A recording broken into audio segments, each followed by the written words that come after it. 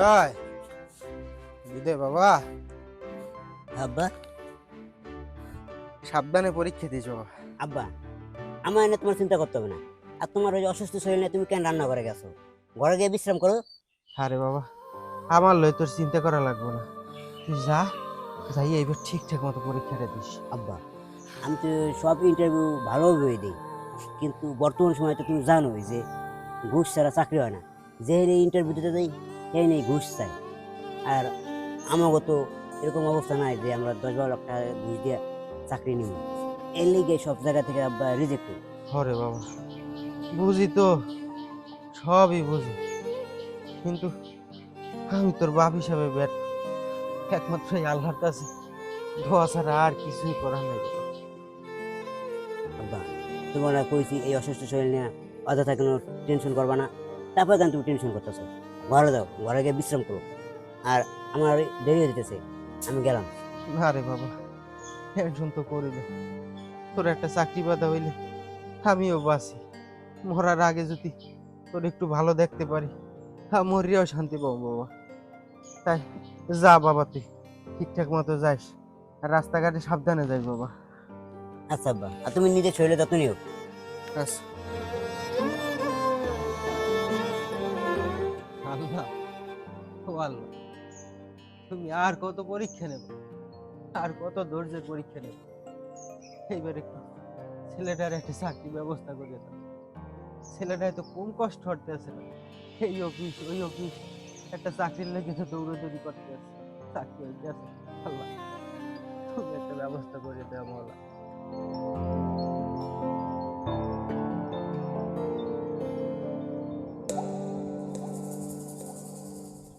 বাড়া কি ভাই? কালকে গাছে দিয়ে একটি ডাব দেখছি, ডাব তো রাইতে খাওয়া লাগে। অবে আমি কোন টেনশনই করি না, আমি আছি রাইতে পারি লই মন। এ হৃদয়, তুই যাও কই? এদিকে আয় দেখি।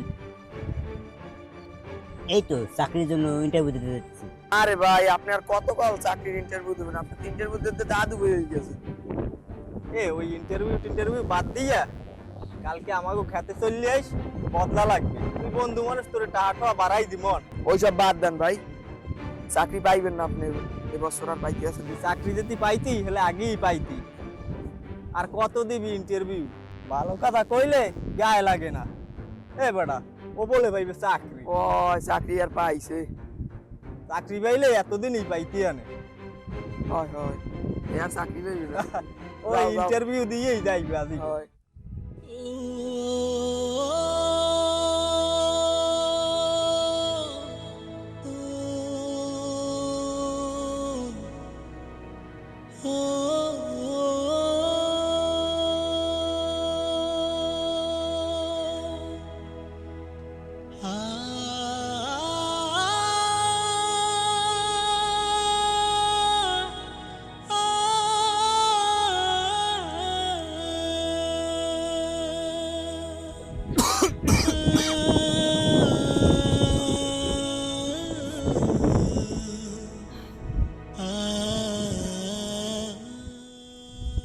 বিদায়, কি বাবা এরকম বসে বসে বাবা?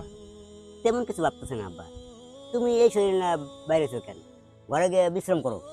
শরীর দিয়ে কি করি বাবা, তোর একটা গতি হইলে মরিয়াও শান্তি পাইতাম। হৃদয়, তোর একটা কথা কই বাবা, আমগো যে বাড়িটা আছে না, তুই ওইটা বিক্রি করে এলা। বিক্রি করলে যেটা কইবে ওই দিয়ে তুই একটা চাকরি করতে পারবি। আর তুই চাকরি পেয়ে গেলে ওই রকমের বাড়ি গাড়ি অনেক হইব। আব্বা এইটা তুমি কি কথা কইলা? বাড়ি বেচতে দিমু? বাড়ি বেচতে দিলে তুমি আমি থাকবো কোথায়? তখন তোমাকে রাস্তায় থাকতে হবে। আর একটা কথা আব্বা, ওই বাড়ি বিক্রি করলে হইবে কয়টা? সর্বোচ্চ গেলে আব্বা 2 লাখ টাকা 3 লাখ টাকা, 2-3 লাখ টাকা দিয়ে আব্বা বর্তমান যুগে চাকরি পাওয়া যাবে না আব্বা। আর তুমি একটা কথা ভালো করে জানো, এত কষ্ট করে পড়ালেখা করছি ঘুষ দিয়ে কি চাকরি পাওয়ার জন্য? না, তুমি ভালো করে জানো যে আমি ঘুষ দিয়ে চাকরি নিব না। দেখো তোমার শরীরটা আমি অসুস্থ, তুমি অযথা কোনো টেনশন করো না, বাড়িতে যাও, আমি এই যাচ্ছি। আচ্ছা বাবা, তুই আয়, বাড়ি আয়, রোদের ভিতরে বয়ে থাকিস না। যা করবে আল্লাহ একটা গতি করে দিবে। আয় তুই বাড়ি আয়।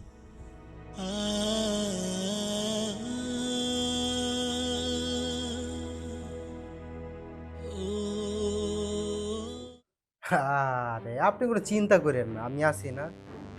আরে চাকরি তো আপনার ছেলেই পাবে।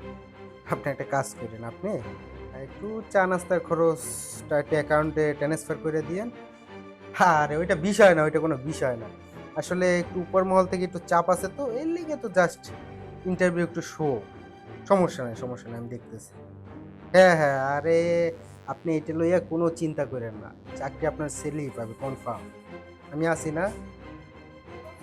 মে কেমন স্যার? হ্যাঁ, ইয়েস কামিন। হুম, দেখলাম আপনার সার্টিফিকেট তো খুব ভালোই দেখলাম। তো আপনি যে এই জবের জন্য আসছেন, আপনার কতটুকু এক্সপিরিয়েন্স আছে এই জব প্রতি? স্যার আমি তো আগে কোনো জব করিনি, তাই আমি জবের জন্য ট্রাই করছি, কিন্তু স্যার আমি পারবো স্যার। আর একটা বিষয় হচ্ছে, আপনার চাকরিটা হবে, কনফার্ম হবে। আপনি শুধু চা খাওয়ার জন্য একটু আমার পিএস আছে, তার সাথে একটু যোগাযোগ করুন।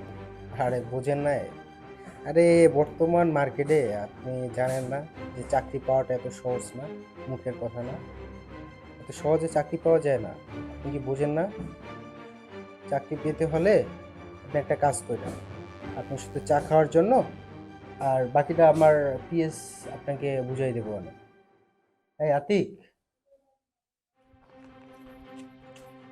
এ হৃদয়, দিকে আয় দি হুন্নে যা। কি করবি ক? কি ইন্টারভিউ কেমন হইছে? ইন্টারভিউ আলার মতো ভালো হয়েছে। যতই ভালো দাও, চাকরি আর তোমার কপালে জুটবে না। আর তাই যা কইছিলাম, মগো খেতে ইয়ে বদলা দে। গো ছোট রমেশ, সেও চাকরি পেয়ে গেছে, আর তুই 2 বছর ধরে খালি ইন্টারভিউ দিতে আছিস। আর তাই যা কইছিলাম, মগো খেতেই কাম কর, বেকার আর কতকাল থাকবি? আমি বেকার। আমি কি কারণে বেকার একবার কি তোরা জানতে চাইছস? জানতে চাস নি? তোরা তো পারো শুধুমাত্র যারা বেকার আছে এগোনে হাসি ঠাট্টা করতে। তোরা এগো কি মনে করতো সমাজের বোঝা, এগো নিয়ে তোরা কিভাবে মানুষের সামনে অপমান করা যায় এইগুলো ভালো করে করতে পারো। কিন্তু ওই মানুষটা কি কারণে বেকার একবার কি জানতে চাইছস? জানতে চাস না? আমি এই কারণে বেকার যে আমার চাকরির জন্য যে সুপারিশ করবে এবং আমার কোনো মামা চাচা নাই, আর আমার বাপের লাখ লাখ টাকাও নাই যে আমার চাকরির লেগে ঘুষ দেবে। এই কারণে আমি বেকার। 15টা বছর গাধার মতো পড়াশোনা করলাম, সার্টিফিকেট অর্জন করলাম, কিন্তু দেখ এই সার্টিফিকেট আমার কোনো কামে আইতেছে না, আমার মেয়েদের কোনো মূল্যায়ন দিতেছে না। আমি যেই জায়গাটা চাকরির জন্য ইন্টারভিউ দিতে যাই, সেখানে খালি দেখ যদি তার খাওয়ার জন্য 10 লাখ টাকা দাও, 12 লাখ টাকা দাও, 15 লাখ টাকা দাও, তাইলে আমার চাকরি হবে। তাইলে আমি যে 15টা বছর গাধার মতো খাইতে পড়াশোনা করলাম, বাপের টাকা পয়সা নষ্ট করলাম, কি কারণে করলাম? এই দিন দেখা লেগে ঘুষ দিয়ে চাকরি করার জন্য? তাহলে তোমার পড়া করার দরকারই ছিল না, তাই আমি তো ঘুষ দিয়ে চাকরি পেতাম। আমার থেকে যারা মেধাহীন আছে এরা দেখি আজকে সমাজে বড় বড় জায়গায় বড় বড় চাকরি করতেছে। কি কারণে ওরা চাকরি করতেছে জানো? যে ওর কাছে মামা চাচারা আছে, ওগো বাপের টাকা আছে, এই কারণে ওরা ঘুষ দিয়ে বড় বড় পর্যায়ে চাকরি নিতেছে। কিন্তু আমার মতন যারা নিম্নবিত্ত মধ্যবিত্ত যারা আছে, এরা কি করবে? আমাকে বাপ মার তো এত টাকা পয়সা নাই যে ঘুষ দিয়ে এত চাকরি দিবে। আমাদের কি চাকরি পাওয়ার অধিকার নাই? আমরা এমন একটা দেশে বাস করি, বুঝলি, যে দেশে মেধার কোনো মূল্যায়ন নাই, আছে টাকার। তুমি যদি ঘুষ দিতে পারো তাহলে তুমি বড় একটা চাকরি পাবা। তোমার যদি মামা খালু থাকে যে সুপারিশ করতে হবে, তাহলে তুমি বড় একটা স্থানে চাকরি পাবা। কিন্তু আমাদের মতো যারা মেধাবী, যারা দিন রাত পরিশ্রম করে এই সার্টিফিকেট অর্জন করছে, শুধুমাত্র সার্টিফিকেট অর্জন করার জন্য দিন রাত নিজের শখ আলাদ সব কিছু বিসর্জন দিয়ে পড়াশোনা করছে, এর কোনো মূল্যায়ন নেই। তাহলে কি হবে এই সার্টিফিকেট দিয়ে? আমি তো দেখতেছি এই সার্টিফিকেট শুধুমাত্র একটা কাগজ, এটার কোনো মূল্য নাই, কোনো ভ্যালু নাই।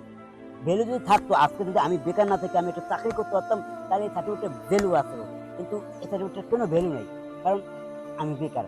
দেখ, আমার মতো যারা বেকার আছে একবার সাথে একটু বুঝে শোনা কথা বলছে।